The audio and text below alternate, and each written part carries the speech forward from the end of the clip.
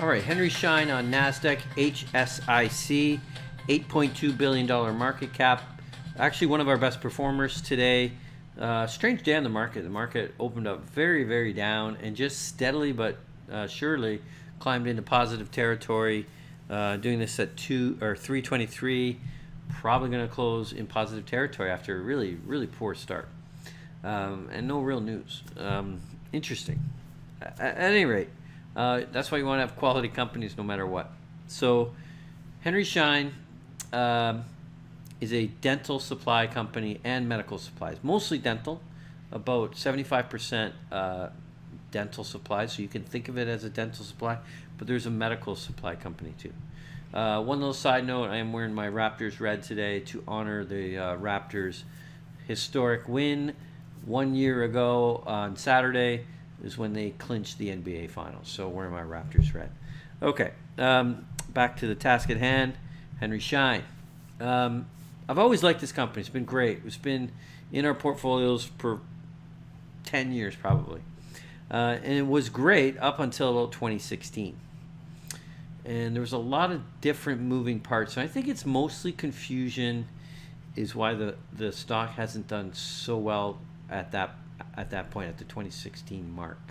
So here you see the profile, and you do see a very good, consistent track record of return on capital. And the stock is just marching forward as they keep posting better and better results, and at least consistent results. And then at 2016, they earned this 22% return, and then the stock just started going sideways and ups and downs and very volatile. And it was because they started to change the business. They had a pretty big piece of a veterinarian supply business that they decided would be better off on its own. It's now trades as Covetrus. And they wanted to just separate these businesses. And it got confused. It is confusing. It's always confusing when you spin off a big part of the business. You know, what are you keeping? How does the accounting work, the math, all that kind of stuff. And I do think it messed up these results. And you can see the return just dropped to 12%. At the same time, the capital went up and then it went back down. So when it went down was when they spun off the business unit, the veterinarian, and then returns kind of bounced back to 23%. And I'm going to take all of it with a grain of salt after 2016. So up to 2016, it was very consistent. It was very clean accounting, not a lot to concern ourselves with. But spin-offs and some small acquisitions too, all of a sudden, the accounting does get challenging, okay? And you do got to separate the noise. What is true accounting, what's really happening in the business. And it's not easy. Doesn't mean it's easy. It's definitely not. I don't think they're actually earning quite a 23% return. I think there's a bit of timing, accounting that probably should say we should be a bit more conservative. I do want to talk about this one chart we hardly use, especially in our YouTube videos, but we do use with some of our clients, is our back test on a single company. So let's flash over to that.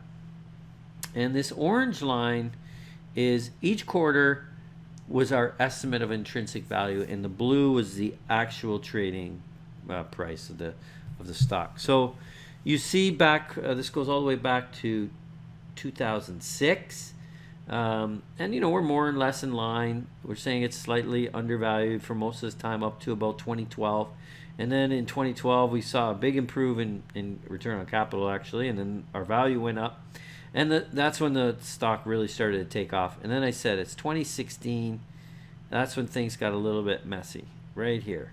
In fact, our model diverged quite a bit, and the stock actually went down. And then we caught up to the actual stock market there, and now we're saying, oh, it's good again. So while this is the biggest gap we've ever had in the intrinsic versus the actual trading price, you got to be leery of, because of the moving parts and how is that real? This is how it works. I wish it were simpler, but if it were simpler, then everybody would get it and it wouldn't be an issue.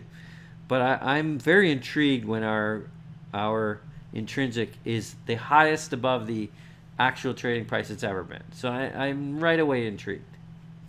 I do think the company is cleaned up now. I do think the financials going forward will be much cleaner because all the spin-offs and acquisition stuff that's been happening should be done and behind us, and we'll just get more consistent results.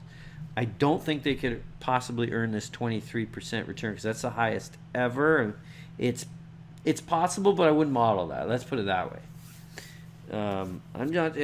Since I'm not sure it's clean, I'm going to go with 19. Okay, and that lowers our forecast going forward. So see how we just put in 19 in the first year, but it lowers our entire forecast. And that gets us a little bit more reasonable. It's trading at 58. We're saying it's worth 89. That's within the realm of possibility. Perhaps our capital growth is a bit too high, so we can take that down a couple of points. Let's go to 12 or something like that. 78 versus 58. Still well above. Still got lots of room for error. And now I'm starting to feel a bit more comfortable that this is a good scenario. And we still have upside. You can just see from the stock chart. Here's the 2-year stock chart down below here. It's been going sideways for a while. Did dip down. This is the COVID dip down. Did recover. Dip down again here recently. A bit confusing. A bit all over the map. Overall, though, because I'm going to give this company some credit for their long history of good performance, I'm going to assume that the spinoff was the right thing to do and that they can now sustain a 19% return on capital, which warrants a $78 value. In fact, I would argue that it would be more because the fade we built in there is probably too punitive. That's exactly what we want. We want our intrinsic value to be above the market, and yet know we got some more levers we can pull. That is ideal. So, having said all that, that's where we stand on Henry Schein. We're bullish. It looks as good as it has since 2016. Like right up to before 2016, it looked clear sailing. The acquisitions and spinoffs made it confusing, but it's starting to get cleaned up. The valuation has kind of come into our favor, so we're back on board with Henry Schein. Thanks for watching our investment video. If you want to improve your portfolio returns, simply subscribe. Or if you're an investment advisor or retail investor and you want help with your portfolio more directly, we can help you with a managed account and manage each and every trade for you.